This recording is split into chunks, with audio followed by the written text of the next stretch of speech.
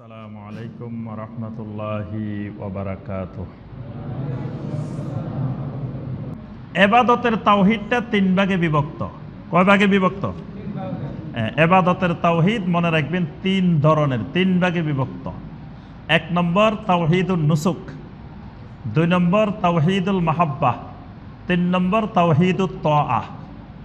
এই তিন ধরনের তাওহীদ মিলে তাওহীদুল ইবাদা। মনে থাকবে তো নাকি? এই ছাত্ররা বলো দেখি, তাওহীদুল ইবাদত তিন প্রকার বলছি, কি কি বলছি বলো দেখি।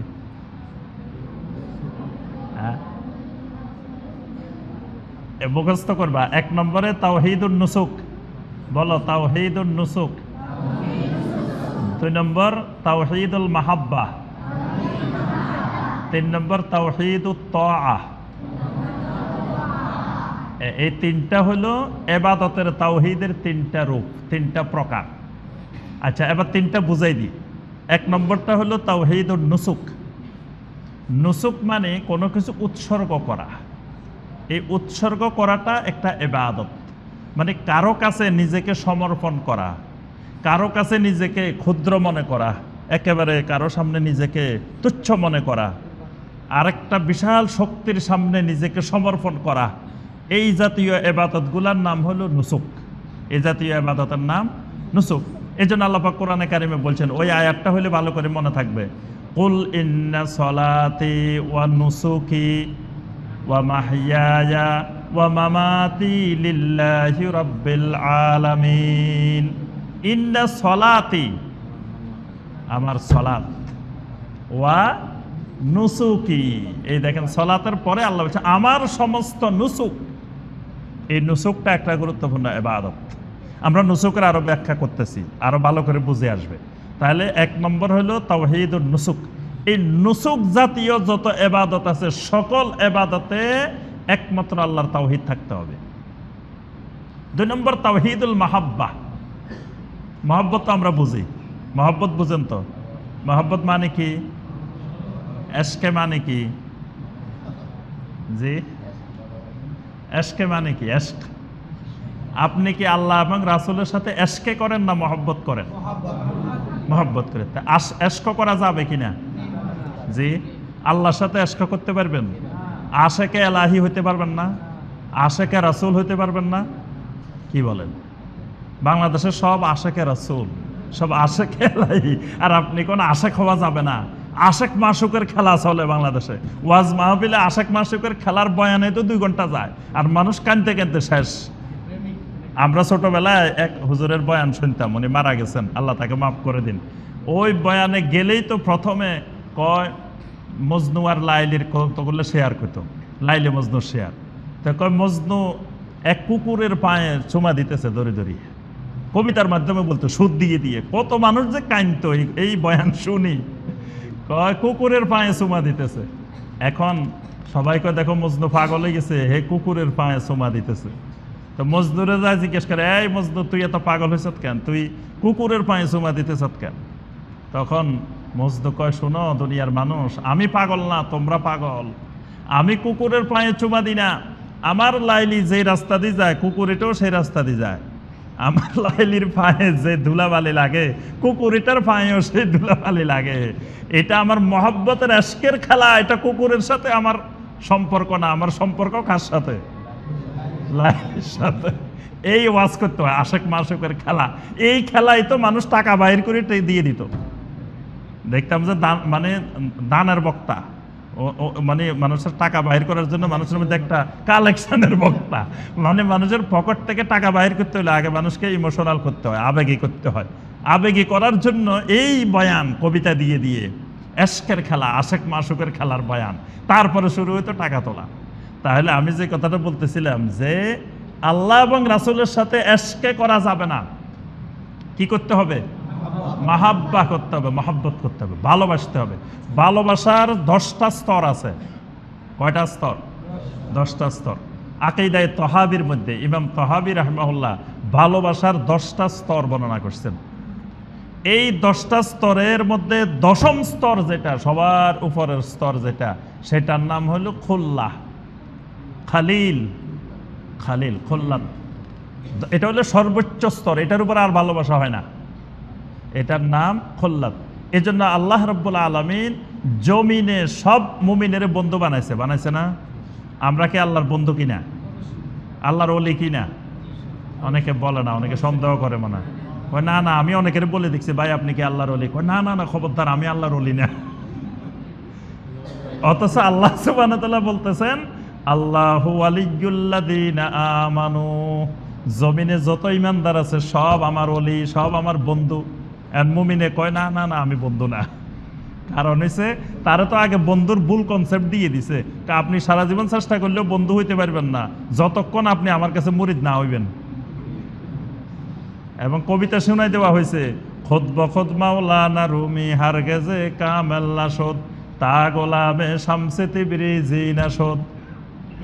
কয় দেখো মাওলানা রুমি কত বড় আলেম, কত বড় মুহাদ্দিস, ওই যুগের শ্রেষ্ঠ আলেম, তিনিও কামেল হইতে পারে নাই যতক্ষণ পর্যন্ত না শামসে তিবরিজির গোলাম না হয়েছে। নাউজুবিল্লাহ। এই ব্যাককল আর গোলাম হওয়ার জন্য খুঁজে পাচ্ছে না, গোলাম হইব কার? একমাত্র আল্লাহর। সে বেলা আল্লাহর গোলাম না হয় কার গোলাম হয়েছে? শামসে তিবরিজির গোলাম হয়েছে বলে, তারপরে যায় কামেল হয়েছে। নাউজুবিল্লাহ। তাহলে আল্লাহর ওলি সমস্ত মুমিনই ওলি। তাহলে দেখেন আল্লাহর বান্দাদের সাথে, ইমানদারদের সাথে আল্লাহ বন্ধুত্বের জন্য কোন শব্দটা ব্যবহার করছেন? ওয়ালি, বেলায়েত। বেলায়েতও একটা বন্ধুত্ব, বেলায়েতও একটা মহব্বত। আল্লাহ ইমানদারের সাথে যে বন্ধুত্বটা করেন এটা হলো বেলায়েত। কিন্তু আল্লাহর জমিনে দুইজন ব্যক্তি, দুইজন মানুষের সাথে আল্লাহ পাক সর্বোচ্চ স্তরের ভালোবাসা যেটা সেটা করছেন। এই দুজন কে কে? ইত্তাখাযাল্লাহু ইব্রাহিমা খালিলা, ইব্রাহিম আলাইহিস সালামের সাথে খালিল বানাইছেন। আরেকজন হলেন মুহাম্মদ রাসূলুল্লাহ সাল্লাল্লাহু আলাইহি ওয়াসাল্লাম, তাকেও আল্লাহ খলিল বানাইছেন। এই দুইজন আল্লাহর জমিনে খলিল, আর কেউ খলিল না। অর্থাৎ আর কাউকে আল্লাহ রাব্বুল আলামিন এই সর্বোচ্চ স্তরের যে মহব্বতটা, ভালোবাসাটা, এটা আর কাউকে ভালোবাসেন নাই। তাহলে ভালোবাসার সপ্তম স্তর যেটা, এটার নাম ইশক। 7 নম্বর স্তর হলো ইশক। ইশক পর্যন্ত ভালোবাসা যদি কেউ করে তো সে পাগল হয়ে রাস্তা রাস্তায় ঘুরবে। মানে কোনো মানুষের পক্ষে, সাধারণ মানুষের পক্ষে ইশকের যে ভালোবাসা সেটা করা সম্ভব না। এই জন্য আল্লাহ পাক কোরআনে কারিমে, নবী সাল্লাল্লাহু আলাইহি ওয়াসাল্লাম কোনো হাদিসে মানুষকে আল্লাহ এবং রাসূলের সাথে ইশকে করতে বলেন নাই। কারণ ইশকে করলে তো সে কাফের হয়ে যাবে, মুশরিক হয়ে যাবে। কারণ সে কি বলতেছে সে তা জানবে না, সে বুঝবে না, সে তো কুফরি কথা উচ্চারণ করবে, শিরকি কথা উচ্চারণ করবে। এজন্য আল্লাহ এবং রাসূলের সাথে করতে হবে মহব্বত, ভালোবাসা। এই মহব্বতের ক্ষেত্রেও তাওহীদ, এটা তাওহীদ হলো ইবাদত। আরেকটা তাওহীদ হলো তাওহীদুত তাআ, মানে আনুগত্যের তাওহীদ। তাআত মানে আনুগত্য। আনুগত্যের ক্ষেত্রেও একমাত্র আল্লাহর আনুগত্য করা, এটা আল্লাহর তাওহীদ। তাহলে কয় প্রকারের বলছি? 3 প্রকার। 1 নম্বর তাওহীদুন নুসুক। এবার আসেন তাওহীদুন নুসুক। নুসুকের কয়েকটা উদাহরণ দিলে বুঝবেন নুসুক হলো কি ধরনের ইবাদত। একটি ইবাদতের নাম হলো আল এনাবা। নাম শুনছেন এই ইবাদতের? বাংলাদেশের যাই যে খবর লয় দেখবেন যে ভাই এনাবা নামে একটা ইবাদত আছে, নাম শুনছেন কোনোদিন? আমি তো শুনি না, আমার বাপদাদা 14 গোষ্ঠীও শুনে নাই এনাবা।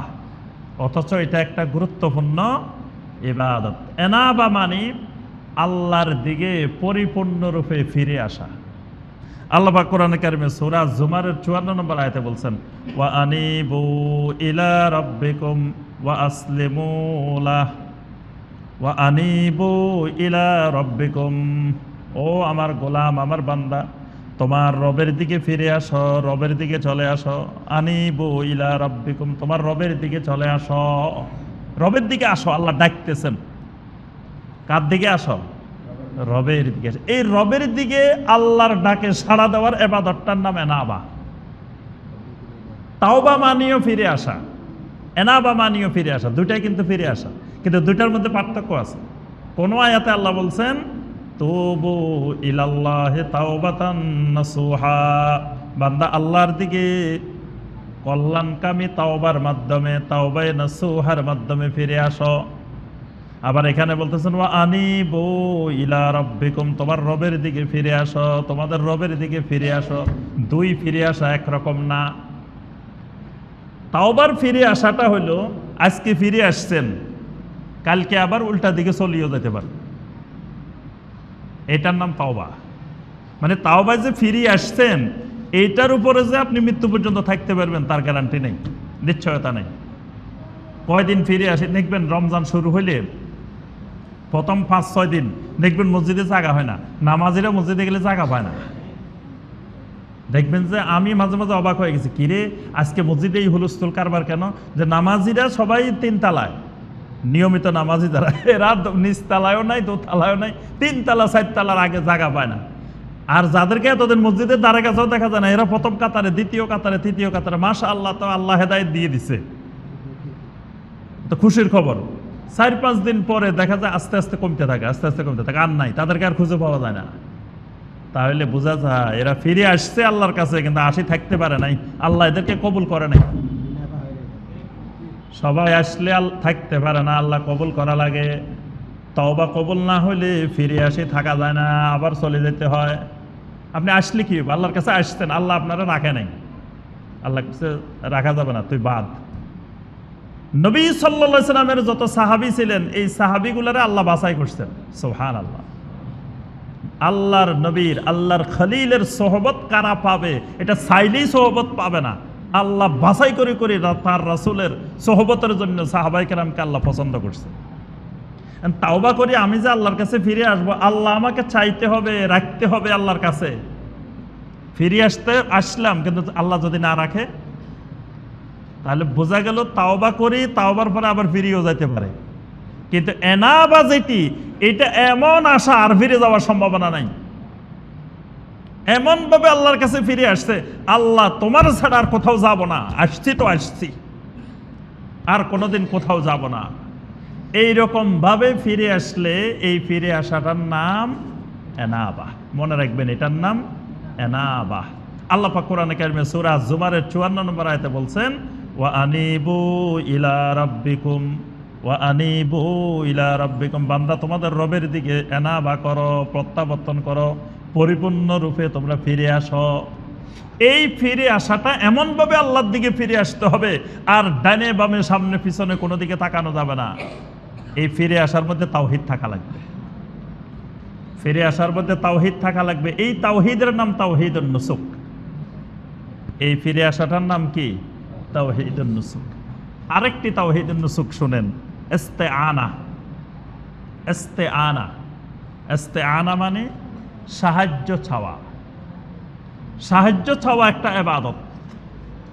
সাহায্য চাওয়াটা কি? ইবাদত, গুরুত্বপূর্ণ একটা ইবাদত, সাহায্য চাওয়া। আল্লাহ রাসূল সাল্লাল্লাহু আলাইহি ওয়াসাল্লাম বলেন, ইজা সাআলতা ফাসআলিল্লাহ ওয়া ইজা ইসতাআনতা ফাসতাইন বিল্লাহ। তুমি যা কিছু চাইবে একমাত্র আল্লাহর কাছে চাইবে, যা কিছু সাহায্য চাইবে সেটাও আল্লাহর কাছে চাইবে। ইয়া আইয়ুহাল্লাযীনা আমানুস্তাঈনু বিস-সাবরি ওয়াস-সালাহ।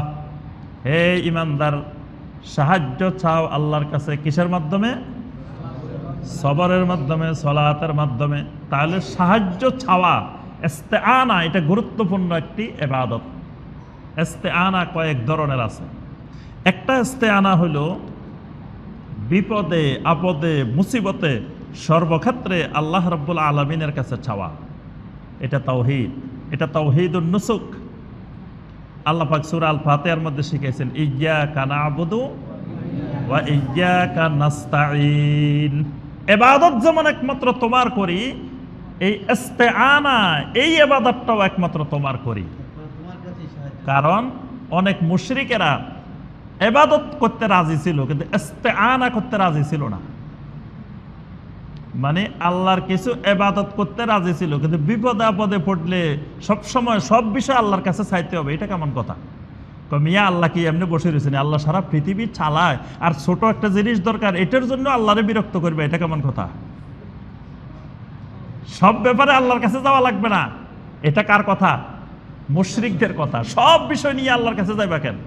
তোমার গ্রামের জিনিস একটা, ছোট জিনিস একটা ঘটছে, দুইজনে মারামারি হয়েছে, এটা লোকে প্রধানমন্ত্রীর কাছে যাওয়া লাগে নাকি? কি বলেন? গ্রামে তো এটা সালিশের ব্যবস্থা আছে। তা আমার ছোটখাটো জিনিস লাগবো, এগুলোর জন্য আল্লাহর কত এজেন্ট, আল্লাহর কত পিএস জমিনে ঘুরাঘুরি করতেছে, এদের কাছে গেলেই তো হয়। তোমার একজন গাউসের কাছে, কুতুবের কাছে, আল্লাহর ওলির কাছে গেলেই তো হয়। এটার জন্য কি আল্লাহর কাছে যাওয়া লাগে? এটা মুশরিকদের চিন্তা চেতনা। এই জন্য আল্লাহ পাক দেখেন ইয়্যাকা না'বুদুর সাথে এই ইবাদতটা এত গুরুত্বপূর্ণ। ইয়্যাকা না'বুদুর সাথে খাস করে ওয়া ইয়্যাকা নাস্তাঈন, ইস্তিআনাকে আল্লাহ সম্পৃক্ত করে দিয়েছে, যে ইবাদত যেমন করবা সব আল্লাহর, একমাত্র সাহায্যের চাওয়ার ব্যাপারেও একমাত্র চাইতে হবে কার কাছে? আল্লাহর কাছে। এটা তাওহীদুন নুসুক। এই জায়গায় যুগে যুগে লোকেরা পদস্খলন করছে। তারা দেখা যায় আল্লাহর ইবাদত করছে, আবার তারা মাখলুকের কাছে চাইছে। তারপরে কবর, মারা গেছে দিনদার একজন মানুষ, কবরের কাছে যায় সাহায্য চায়। কবরের কাছে যায়, বলে যে আমার তো খুব বিপদে আছি, অভাব অনটনে কষ্ট করতেছে, আমার বিপদটা একটু দূর করে দেন। আমার ছেলে মেয়ে হইতেছে না, আমার একটু ছেলে মেয়ে দেন। কয় শোনো, এরা যদি নিজেরা নাও দিতে পারে, এরা তো আল্লাহর মুকাররাবিন, আল্লাহর নিকটবর্তী বান্দা, আল্লাহর একটু বলে দিলেই তো হবে। কি বলেন? কয় শোনো, সরাসরি তুমি অ্যাপ্লিকেশন নিয়ে তুমি রাষ্ট্রপতির কাছে চলে যাওয়ার কি দরকার? রাষ্ট্রপতির পিএস আছে না, এপিএস আছে না, এদের মাধ্যমে তুমি পাঠাই দাও, বাস পিএস এপিএস একটা সুযোগ মতো বলে দিলেই তো কাজ হয়ে যাব। কি বলেন? নাউযুবিল্লাহ। মুশরিকদের চিন্তা চেতনাটা এরকম। আল্লাহকে তারা মাখলুকের সাথে তুলনা করে, মাখলুকের মতো মনে করে। তুমি দুনিয়াতে বিচার আচার চলে কোর্টে, সেখানে কি তুমি নিজে যাই কি তুমি মোকাবেলা করো নি? উকিল নিয়োগ করা লাগে না? তো কিয়ামতের দিন আল্লাহ তোমার বিচার করবে, আর তুমি উকিল বাদে চলে যাবে। কি বলেন? কিয়ামতের ময়দানেও তো বিচার হইব, তো বিচারে তোমার উকিল লাগবে না? শয়তান কিভাবে মানুষকে শিরকের দিকে নিয়ে যায়। এজন্য কত মানুষ দেখবেন আমাদের দেশে উকিল নিয়োগ নিয়ে ব্যস্ত আছে। একজন আরেকজনের জিজ্ঞেস করে, এই মিয়া তরিকা দিচ্ছ? তরিকা দিচ্ছ মানে উকিল নিয়োগ দিছ নাকি? একজন আরেকজনের জিজ্ঞেস, একজনের হ্যাঁ আমি তো অমুক তরিকা দিচ্ছি। কয় না, এই উকিল এসছে অমুক ব্যারিস্টার ভালো, ওই জায়গা চলো। মানে উকিল ধরা নিয়ে ব্যস্ত আছে, দেখি আমাদের দিন বিচারের সময় উকিল লাগবে তার। এটা মুশরিকি চিন্তা চেতনা, অর্থাৎ মাখলুকের সাথে আল্লাহকে তুলনা করা, মাখলুকের বিষয়ের উপরে আল্লাহর বিষয় কিয়াস করা। তাহলে আমরা যে কথাটা বলতেছিলাম যে আল্লাহর কাছে একমাত্র সাহায্য চাওয়া, এটা তাওহীদুন নুসুক। কিন্তু আল্লাহ ছাড়া যখন কোনো ওলির কাছে, বুজুর্গর কাছে, জীবিত বা মৃত কারো কাছে যখন গায়েবী সাহায্য চাওয়া হবে, তখন হয়ে যাবে এটা কি? শিরক, শিরকে আকবার। তখন তাওহীদুল ইবাদা নষ্ট হয়ে গেছে, তাওহীদুন নুসুক নষ্ট হয়ে গেছে। আরেকটি ইবাদতের নাম হলো আল ইস্তিআযা। আল ইস্তিআযা মানে কি? আশ্রয় চাওয়া। আশ্রয় চাওয়া। আশ্রয় কার কাছে চাইবেন? কুল আউযু বিরাব্বিল ফালাক, রাব্বুল ফালাকের কাছে, মালিকিন নাসের কাছে, ইলাহিন নাসের কাছে আশ্রয় চাইতে হবে। আল্লাহ পাক আশ্রয় কার কাছে চাইতে হবে এটা শিখিয়ে দিয়েছেন। নবী সাল্লাল্লাহু আলাইহি সাল্লাম অনেকগুলো দোয়া শিখেছেন, দেখবেন দোয়ার ভিতরে আছে আউযু বিইজ্জাতিল্লাহি ওয়া কুদরাতিহি মিন শাররি মা আজিদু ওয়া উহাজিরু, আউযু বিকালিমাতিল্লাহি তাম্মাতি মিন শাররি মা খালাক। আছে না? উঈযুকুমা বিকালিমাতিল্লাহি তাম্মা মিন কুল্লি শাইতানিন ওয়া হাম্মা ওয়া মিন কুল্লি আইনিল লাম্মা। অর্থাৎ আশ্রয় চাইতে হবে সবসময় কার কাছে? আল্লাহর কাছে। আল্লাহর কাছে আশ্রয় না আছে, যদি কোনো জীবিত মৃত ব্যক্তির কাছে যাই আশ্রয় চাওয়া হয়, তখন হবে কি? শিরক। তাওহীদুন নুসুক নষ্ট হয়ে যাবে। এটা নুসুকের ইবাদত। এজন্য দেখবেন অনেকে মাখলুকের কাছে গিয়ে আশ্রয় চায়, মাখলুকের কাছে আশ্রয় চায়। এই মাখলুকের কাছে আশ্রয় চাওয়াটা শিরক। ইস্তিগাসা, এটা একটা ইবাদত। ইস্তিগাসা নাম শুনছেন? ইস্তিগাসা, ইস্তিগাসা মানে ত্রাণ, পরিত্রাণ চাওয়া, পরিত্রাণ চাওয়া, এটার নাম ইস্তিগাসা। পরিত্রাণটা যদি আল্লাহর কাছে চাওয়া হয়, এটার নাম তাওহীদ। এই পরিত্রাণ মানে স্বাভাবিক পরিত্রাণ না, এটা হলো গায়েবী পরিত্রাণ, গায়েবী মদদ। এরকম পরিত্রাণ চাওয়ার নাম ইস্তিগাসা। যেমন বদরের যুদ্ধে আল্লাহ রাসূল সাল্লাল্লাহু আলাইহি ওয়াসাল্লাম সাহাবায়ে কেরামকে দাঁড় করাই দিলেন, দাঁড় করানোর পর আল্লাহর কাছে দোয়া করলেন, আল্লাহুম্মা আনজিজলি মা ওয়াআত্তানি ওয়া আতি মা ওয়াআত্তানি আল্লাহুম্মা ইনতাহলিক হাদিহিল ইসাবা লা তু'বাদ। হায় আল্লাহ, আপনি যে ওয়াদা করছেন সেটা পরিপূর্ণ করেন। আয় আল্লাহ, আপনার ওয়াদার বাস্তবায়ন চাই। আল্লাহ, আমাদেরকে আপনার ওয়াদা পরিপূর্ণ করে দেন। আল্লাহ, আজকের এই বদরের ময়দানে যদি এই ছোট্ট ক্ষুদ্র দলটা যদি আজকে ধ্বংস হয়ে যায়, এই দলটার যদি পরাজয় হয়ে যায়, কিয়ামত পর্যন্ত আপনার ইবাদত করার কোনো মানুষ খুঁজে পাওয়া যাবে না। আজকে এই অল্প কয়জন মানুষ যেখানে দাঁড়াইছে বদরে, এদের যদি আজকে পরাজয় হয়, তাহলে কিয়ামত পর্যন্ত আপনার ইবাদত করার লোক আর জমিনে খুঁজে পাওয়া যাবে না। আল্লাহ রাসূল সাল্লাল্লাহু আলাইহি ওয়াসাল্লাম দোয়া করলেন, আল্লাহ পাক জবাব দিয়েছেন, সাথে সাথে দোয়া কবুল। আল্লাহ বলতেছেন, ইজ তাস্তাগীথুনা রাব্বাকুম ফাস্তাজাবা লাকুম আন্নী মুমিদ্দুকুম বিআলফিম মিনাল মালাইকাতি মুরদিফিন। আল্লাহ বলেন, আমার রাসূল, তাস্তাগীথুনা রাব্বাকুম, তোমাদের রবের কাছে ইস্তিগাসা করছো।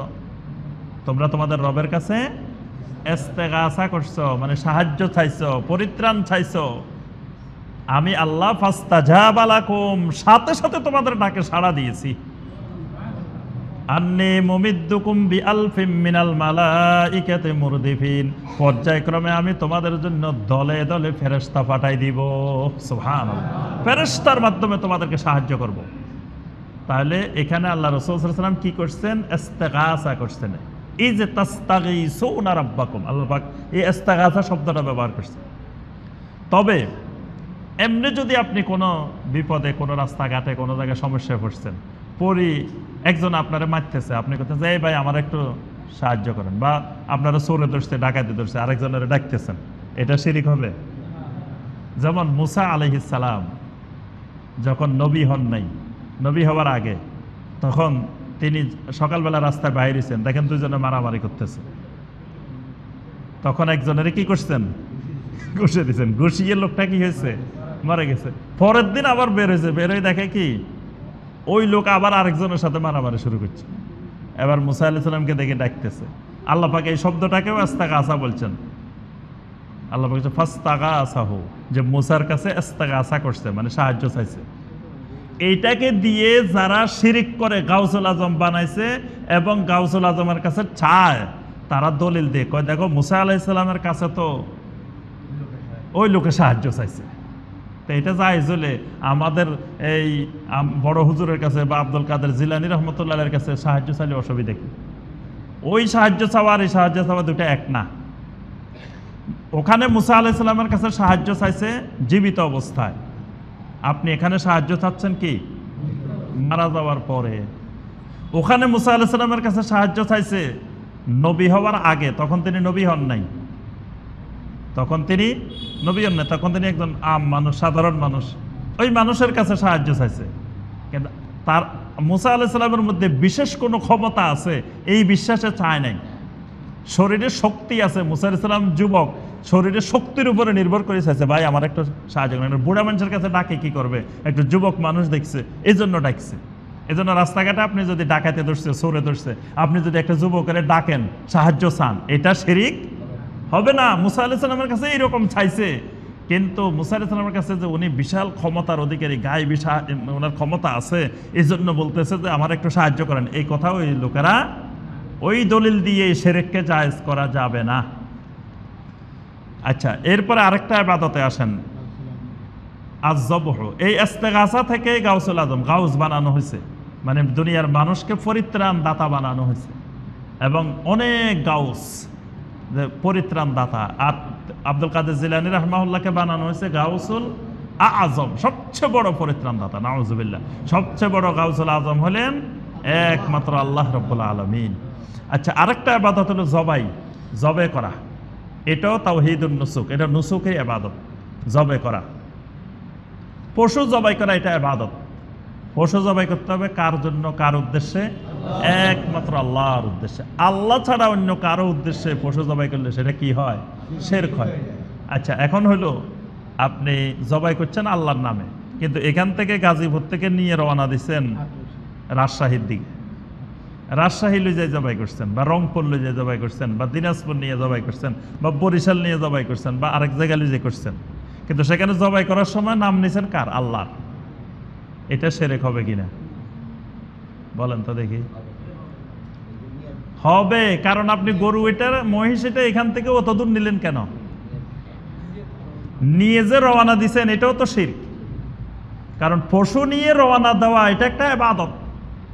হজ 3 প্রকার: হজ্জে কারান, হজ্জে তামাত্তু, হজ্জে ইফরাদ। হজ্জে কারান যখন রওনা দেয় তখন সাথে করে হাদির পশু, কোরবানের পশু লই রওনা দিতে হয়। তাহলে পশু একটা সাথে করে লই যাওয়া এটাও একটা ইবাদত।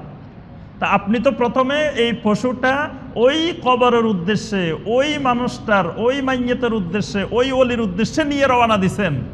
এই উদ্দেশ্যটা তো গায়রুল্লাহর উদ্দেশ্যে রওনা দিছেন, এটাই তো শিরক।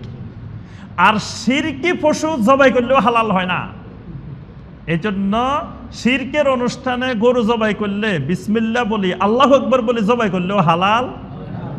আর বাজারে মুরগি জবাই করতেছে একজন অমুসলিম, জোরে চিৎকার করে করতেছে বিসমিল্লাহ আল্লাহু আকবার, হালাল হইব?